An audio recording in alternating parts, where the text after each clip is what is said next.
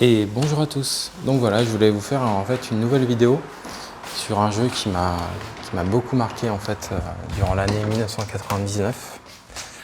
Je vais faire des choses en même temps, donc vous allez entendre. Il y aura un peu de bruit, mais en fait pas évident de tourner ces vidéos, de trouver le temps en fait de les tourner, parce qu'il faut les tourner, faut après faut les publier, tout ça. Et donc du coup, bloquer 30 minutes de temps, voire plus après les mettre en première, en fait, ça devient vite un grand challenge. Donc je fais cette vidéo en même temps que je fais pas mal d'autres choses. Vous m'en excuserez. Avant ça, déjà, merci pour l'accueil pour justement la précédente vidéo. Sur la liberté, je trouve qu'elle a bien marché. Donc si vous avez envie de soutenir la chaîne, n'hésitez pas à soutenir cette vidéo. Bon, évidemment, si elle vous parle, ça permet toujours de soutenir le projet. C'est en gros une vidéo dans laquelle j'ai beaucoup parlé d'auteurs. En fait, j'ai trouvé un nouveau système en fait de vidéo où, avec un tableau de craie, ça me permet en fait de filmer le tableau de craie et je mettais en fait des œuvres devant et je parlais en fait sur les œuvres devant. Ça m'a permis de reparler des deux Final Fantasy VII, le remake et le Rebirth. Du fait justement, comme je disais, que je considérais que ces œuvres avaient vraiment justement un aspect œuvre en fait, un aspect vraiment travaillé, et qu'au final c'était pas si fréquent d'avoir ça. D'ailleurs, il s'agira peut-être aussi un jour de réfléchir à quelle est la différence en termes d'œuvre justement entre un Final Fantasy VII normal et c'est combien et les deux remakes Rebirth, le projet. Parce que justement dans le Final Fantasy VII normal, on est je vais regarder si j'ai de la batterie quand même. Ouais, c'est bon, on est beaucoup plus dans une œuvre. C'est une œuvre qui se répertorie à rien d'autre à ce moment donné là, de sa sortie. Donc du coup, effectivement, c'est une œuvre qui est. En fait, c'est complètement différent. On n'est pas du tout dans la même période qu'on sort Remake et Rebirth. Donc du coup, je trouve que c'est intéressant aussi, rien que sur la notion d'œuvre, de se rendre compte qu'on n'est déjà pas du tout dans la même chose. On a une œuvre initiale. Mais d'ailleurs, c'est comme on parlait avec un abonné hier vite fait de Dune. C'est comme Dune. Dune, on a une œuvre donc initiale de Frank Herbert. Lynch a essayé d'en faire une adaptation. Après, pour comprendre l'adaptation de Lynch, il faut aussi comprendre qu'il n'a pas eu le Final Cut. Et que pour lui, c'est le Final Cut, je le comprends, c'est vital. Et il faut sûrement aussi comprendre qu'il était d'ailleurs très jeune. Je ne sais pas à quel âge avait Herbert quand il a fait sa création, mais sûrement très jeune. Mais il faut comprendre surtout que c'est une adaptation, que c'est une proposition de vision vraiment de Lynch, quoi. Moi je le vois comme ça. Et en même temps, le travail après de Villeneuve est vraiment beaucoup plus un travail d'adaptation et qui surgit beaucoup plus tard dans le temps. On est déjà sur un autre type de cinéma. De la même manière que quand arrive Remake et Rebirth, au-delà du fait que c'est des créateurs différents, on est sur les jeux vidéo ont évolué. Donc on n'est plus sur la même chose. Ça, on peut évidemment parfois vouloir retourner dans une sorte de passé glorieux, mais au final, voilà.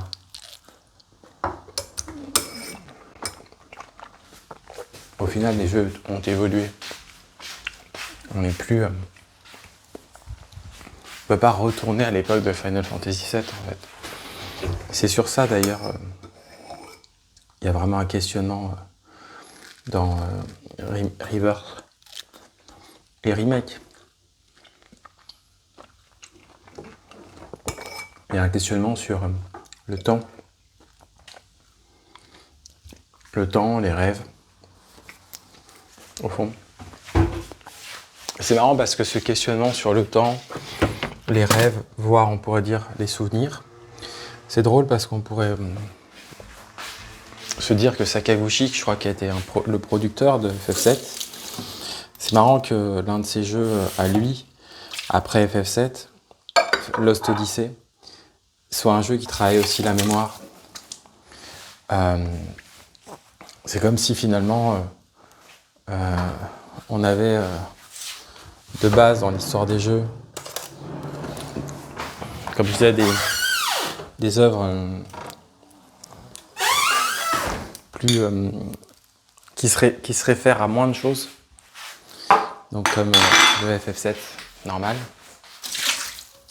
Je fais un peu de vaisselle en même temps, qui se réfèrent à moins de choses, et après en fait on a des œuvres. C'est pour ça qu'au fond toute la question de la nouveauté dans la création et dans l'art, c'est vraiment quelque chose, c'est compliqué en fait de penser ça. Et je pense que c'est pour ça d'ailleurs que sur ce plan-là, le God of War m'a vraiment intéressé.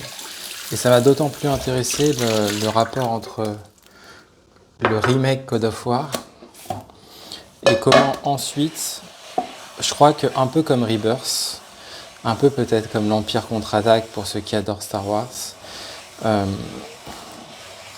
au fond je crois que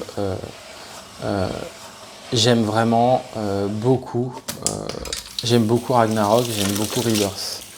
Alors après, pas avec la même intensité, mais c'est vrai que Ragnarok, pareil, je trouve qu'il a apporté, je sais pas si c'est un jeu que je pourrais refaire, il faut avoir envie de refaire tous les combats, il faut avoir envie...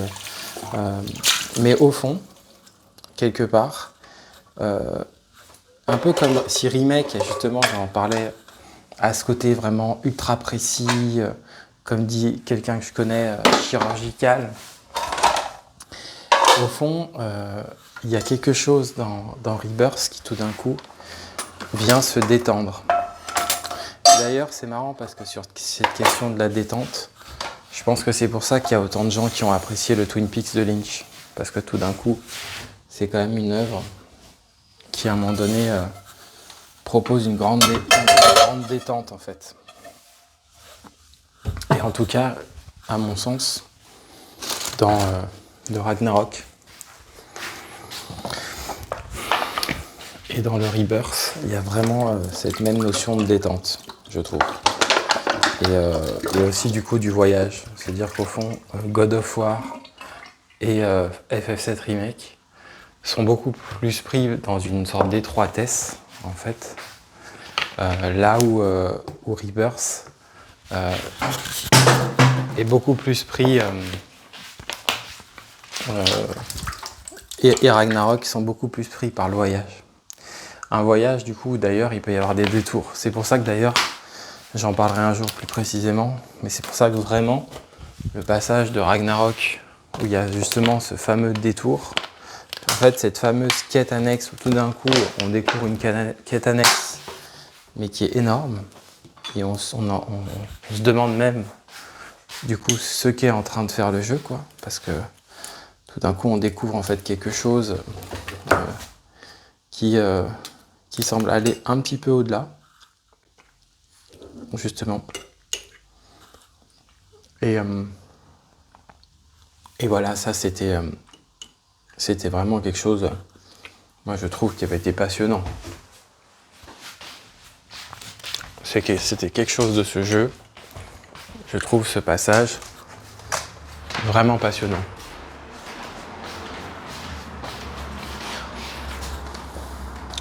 C'était non prévu.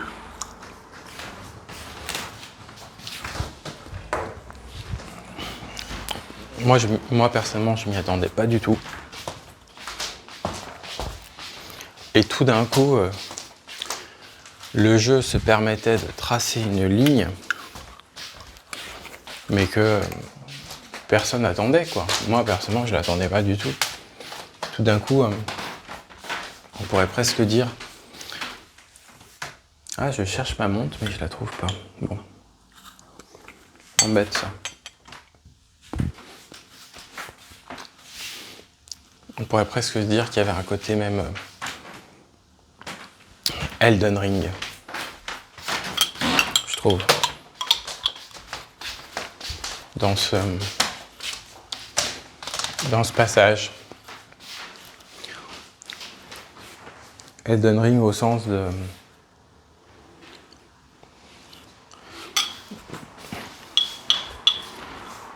quelque chose qui ouvre. Qu'au départ, quand même, c'est plutôt un jeu linéaire.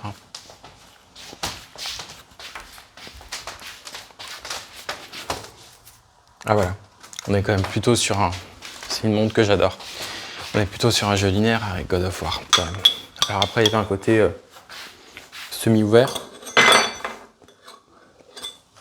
Il y avait un côté semi-ouvert. Mais il n'empêche qu'on est quand même plutôt sur ça.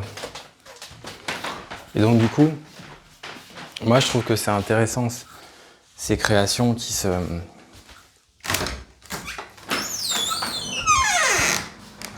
Ces créations en fait qui se permettent comme ça des variations en fait.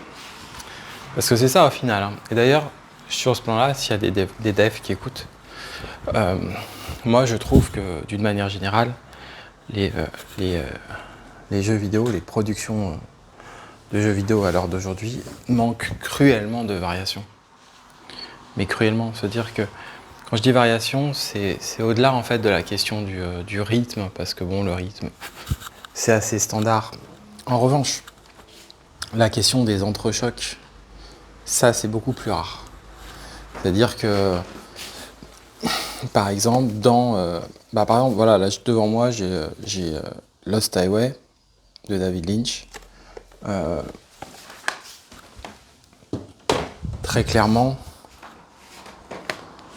Ah, alors attendez.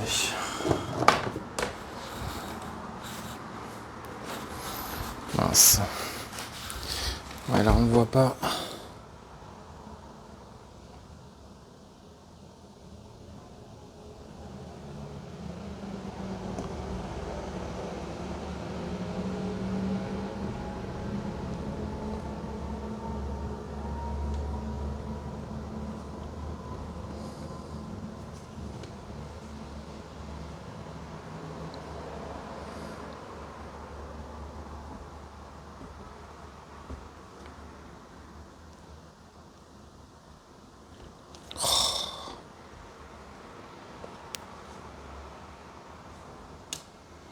Très clairement, Lost Highway de David Lynch, c'est ça.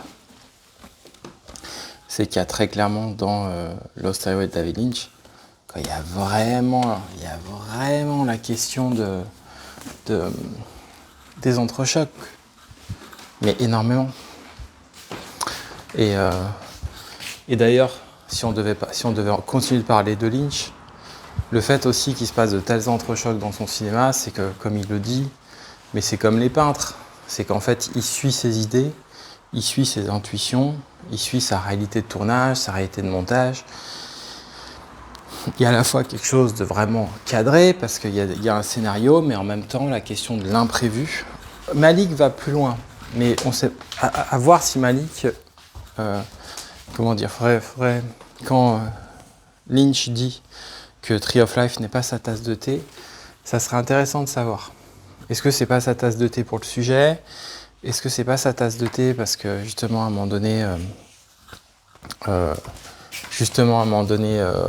il estime que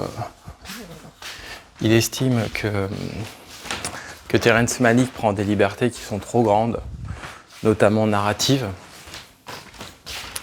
Ça, c'est difficile, je trouve, de savoir, d'être sûr de ça. Quoi, d'être sûr? De savoir comment ils se placent par rapport à cette question-là en tant que créateur. Souvent, ils disent pas.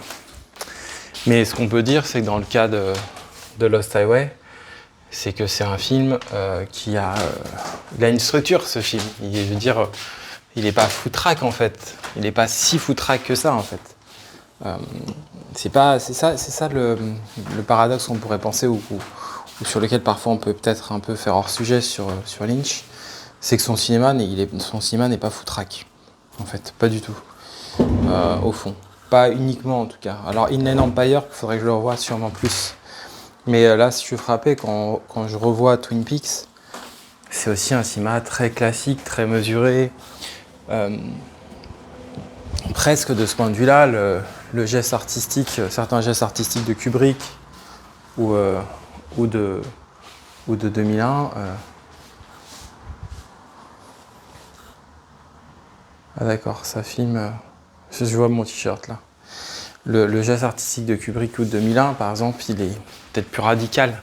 Ça dépend en fait. Après, dans le Twin Peaks saison 3, tout dépend aussi de quelle saison on parle et tout ça. Mais ce que je veux dire par là, c'est qu'en tout cas, à mon sens, la façon dont il arrive vers ces entrechocs, ces gestes-là, il n'y arrive pas de manière...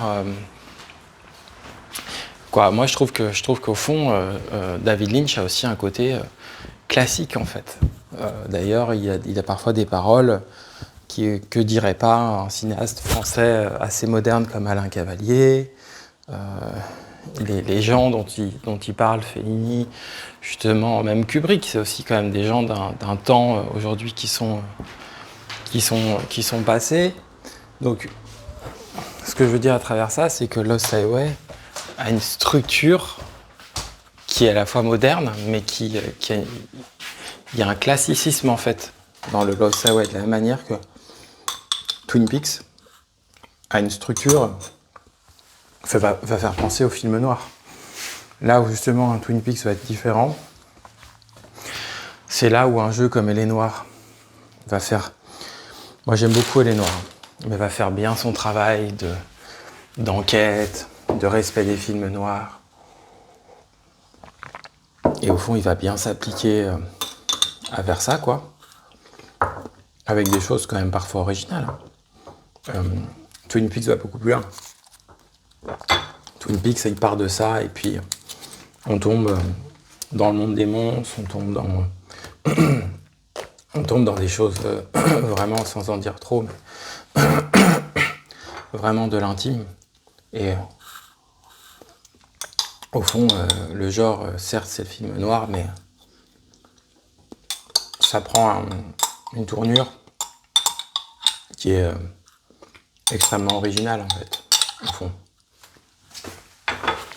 Donc voilà. Mais il n'empêche, en tout cas, que si un jour vous voyez Lost Highway, j'en parlerai peut-être un jour dans une vidéo de ce film, mais si un jour vous voyez Lost Highway, Lost Highway, l'une des forces, en tout cas, à mon sens, de Lost Highway, c'est vraiment d'avoir un choc, en fait. D'avoir un choc, encore une fois. Tout d'un coup, bim, il y a un choc, et les cinéastes en parlent comme ça. Et je crois qu'au fond, c'est intéressant les chocs, parce que souvent, les critiques, moi bizarrement, ça m'étonne et ça m'étonne pas. Mais je pense encore une fois que quand on a un lien avec la peinture, c'est différent. Peut-être que je vais être choqué par d'autres choses. Ça veut pas dire, pas être choqué, ça veut pas dire que j'ai pas aimé, loin de là. Hein. Mais se dire, il y a parfois des personnes qui, selon les narrations auxquelles elles font face, parfois elles vont tomber sur des narrations, elles vont pas y croire, elles vont dire mais qu'est-ce qui se passe? C'est complètement fou. Moi par exemple, pendant tout un temps, je suis très sensible à la question des images.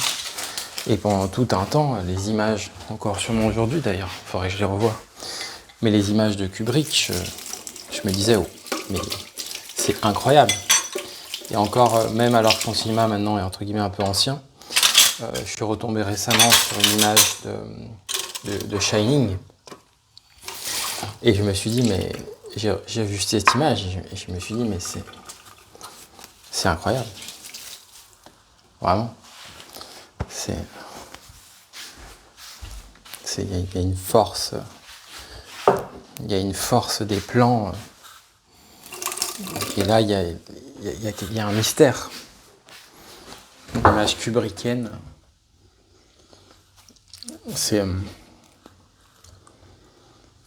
elle est très mystérieuse.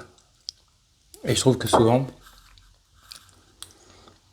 les cinéastes n'en parlent pas assez. Et c'est une erreur, je trouve, au fond.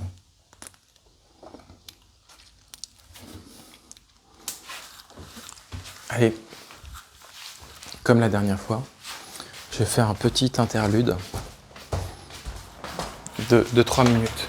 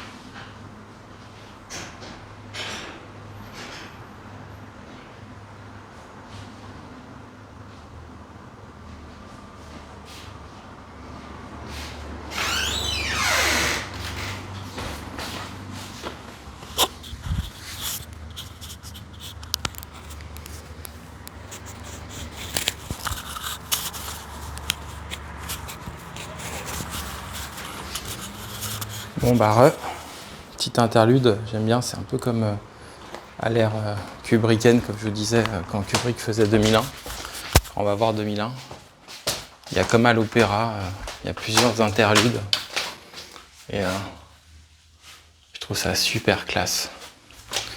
Donc oui, je parlais en fait des images kubrickiennes, et voilà, je disais que dans le cas de Kubrick, voilà, ces images, elles sont incroyables.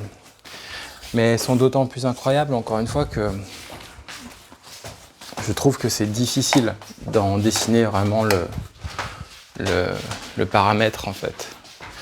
C'est-à-dire que, au fond, il y a des... C'est un peu comme Lynch sur ça. Sur ça, on pourrait faire un parallèle. C'est-à-dire que Lynch, au fond, sa structure, on peut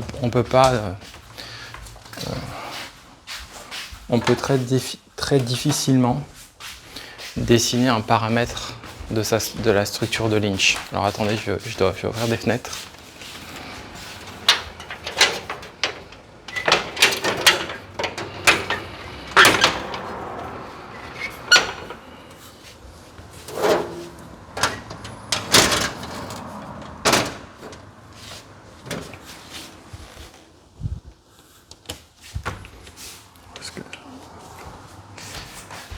Et donc oui, ce que je disais, c'est qu'on peut très difficilement établir un paramètre de la structure lynchienne.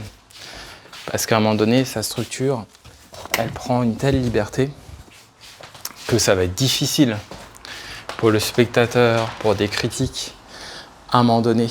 Et d'ailleurs, je pense que de ce point de vue-là, sur la question de la structure, ça a été dit concernant son adaptation de Herbert. Parce qu'à un moment donné, Patrick, un abonné, peut-être qu'il en parlera, mais à un moment donné, manifestement, la structure des dunes, elle est tellement riche, elle est d'une telle richesse, qu'à un moment donné, adapter ça, c'est extrêmement compliqué. Et je crois d'ailleurs que Lynch voulait vraiment être... il avait presque un côté un peu...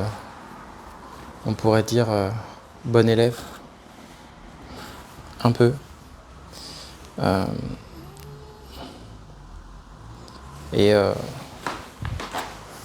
Ouais, il avait ce côté-là, je crois.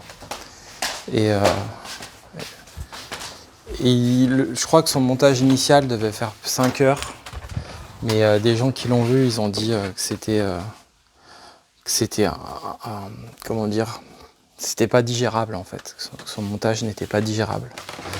Mais il n'empêche que même pour quelqu'un du coup, quoi, comme lui, qui a un univers, tout ça, là, c'est un peu comme Star Wars. On peut pas vraiment dire, par exemple, que Lynch est vraiment un créateur d'univers. C'est-à-dire que Twin Peaks, je trouve que c'est un monde, ça c'est évident. Twin Peaks, il y a le monde de Twin Peaks. Mais quand on invente des univers, c'est comme Star Wars, ou c'est comme... même des mythes. Il y a une mythologie Twin Peaks si on veut, mais c'est... On met un peu des mots sur... Voilà. Alors que dans le cas, je pense que de Dune, dans le cas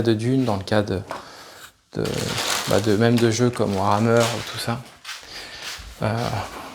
ou dans certains cas de Final Fantasy, en fait, on est beaucoup plus face à cette notion... on est beaucoup plus face à cette notion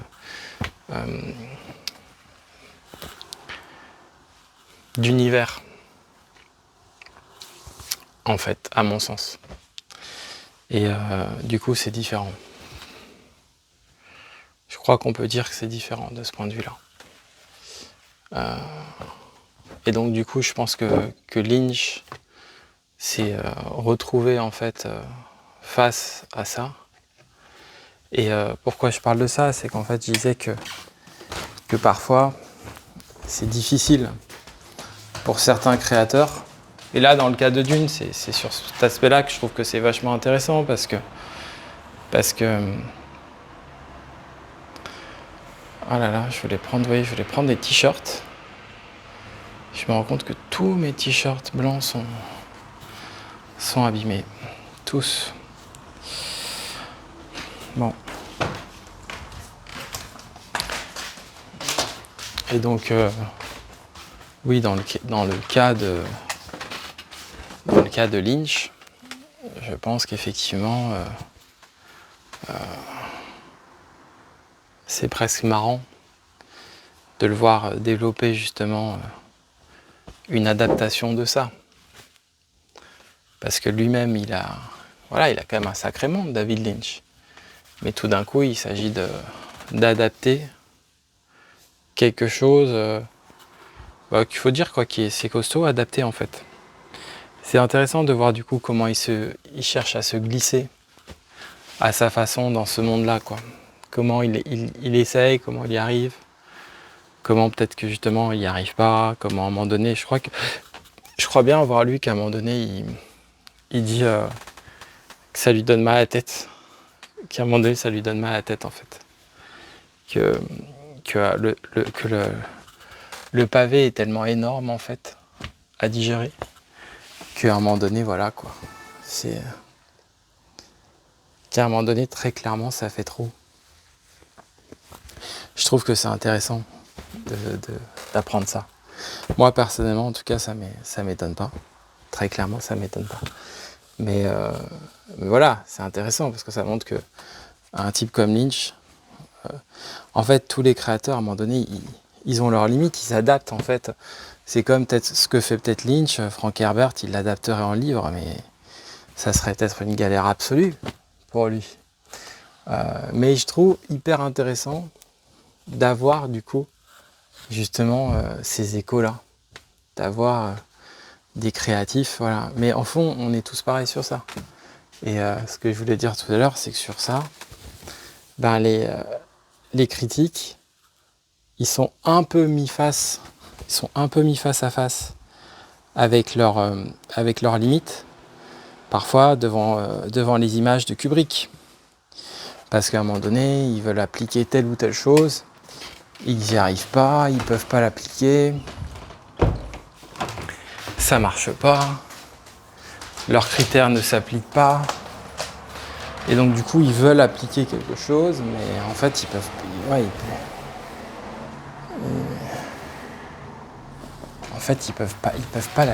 pas l'appliquer quoi. Comme je disais, c'est qu'à un moment donné, c'est pas possible de l'appliquer. Et c'est cette notion-là, justement, que je cherchais un petit peu à développer sur la question des entrechocs. C'est que je pense que... Alors après, il y a d'autres cinéastes, par exemple, où c'est même pas la question d'entrechoc, mais c'est davantage la question, tout d'un coup, vous prenez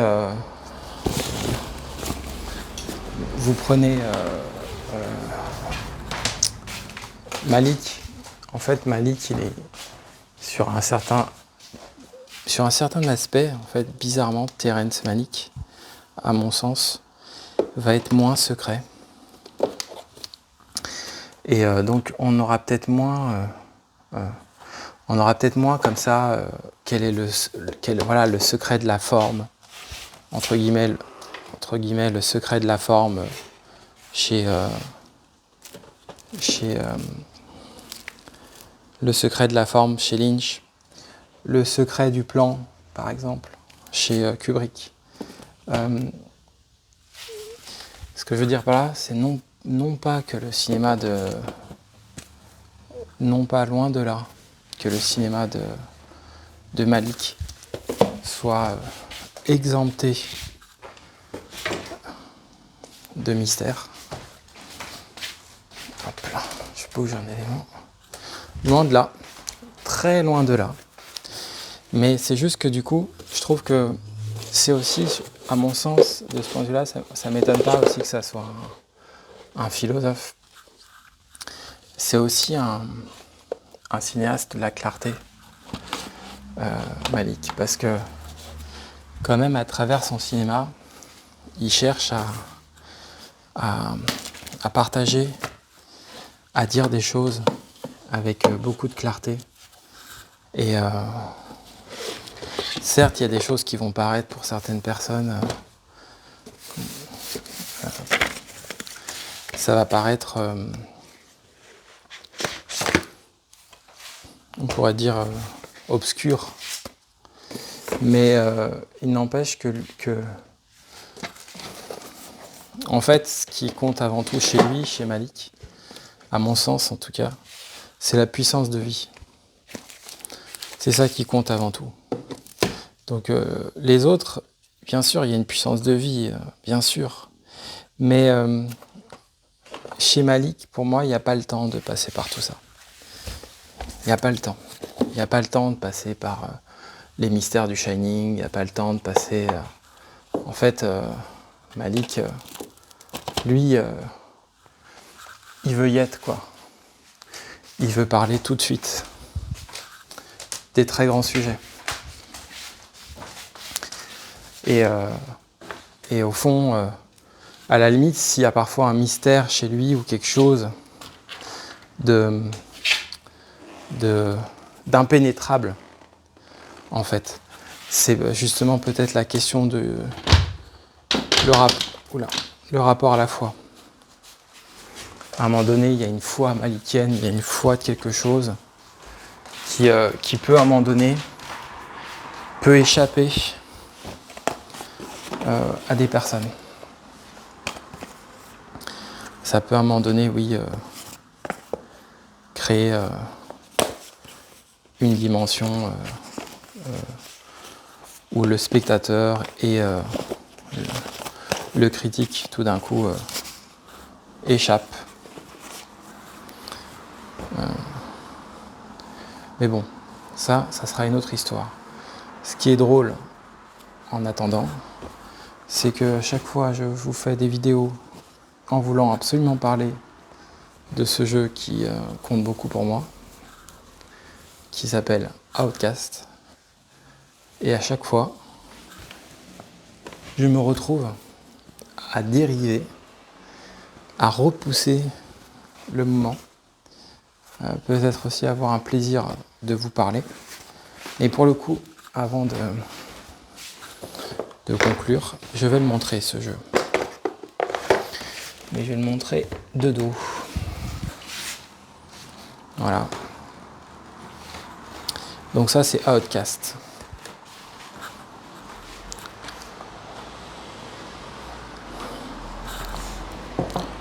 Vraiment un grand jeu pour moi de l'ère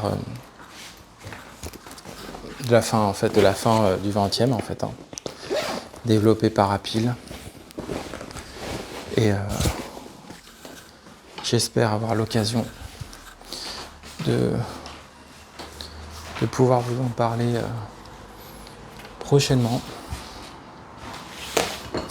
C'est vraiment un jeu qui m'a marqué. Mais on sera justement pas sur la question du mystère, on sera plutôt sur la question, ou alors un mystère de l'exécution. C'est que tout d'un coup, pour ce jeu à mon sens, les étoiles se sont alignées. Il y a une sorte d'alignement. Et ce qui a fait que l'été, pour ma part, l'été de mes 14 ans, j'allais vraiment avoir 14 ans, 99, je devais être en troisième.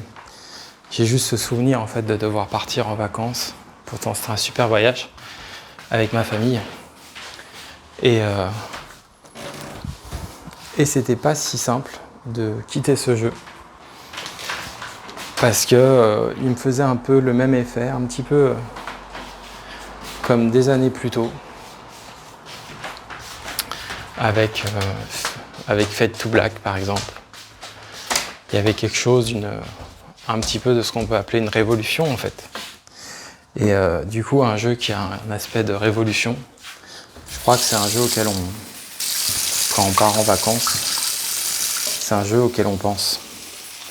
Et puis après il y a tout l'aspect, vous voyez par exemple Hellblade 2, il y avait un côté un peu révolution graphique, mais après comme j'avais pas le matériel, et après j'avoue que la violence de ce monde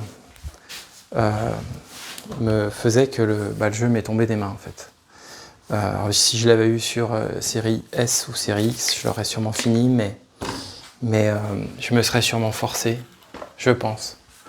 Et que du coup, je pense que c'est pas totalement délié du monde d'Hellblade en fait. Voilà. Donc voilà. Mais en tout cas, ce que je peux dire, c'est que le monde d'Outcast était un monde que je trouve extraordinaire. Et j'en parlerai une autre fois. Mais c'est un jeu qui m'a beaucoup marqué. C'est un jeu qui porte en lui beaucoup de beauté. Et voilà, j'espère pouvoir vous en parler davantage prochainement.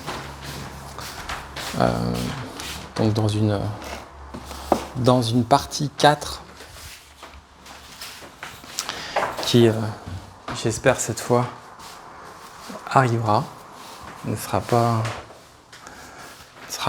un mythe, on va dire. Et aussi, comme j'avais regardé aussi récemment, comme je vous disais, moi actuellement, j'ai besoin de plus trop suivre les chaînes, d'être un peu dans mon monde à moi, mais en même temps suivre, c'est sortir de son monde.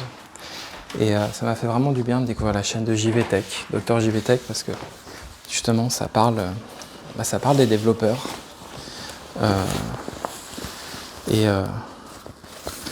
voilà, c'est vraiment intéressant de ce point de vue-là, de ne pas oublier les gens qui font les jeux. Et grâce à qui on vit des sacrées expériences. Alors on ne comprend pas forcément comment ils les font, mais on peut un tout petit peu imaginer tout cet aspect programmation, tout cet aspect modélisation, scénario, tout cet ensemble extrêmement compliqué qui à un moment donné aboutit à un jeu. Sur ce, je vous dis à bientôt, passez une bonne journée.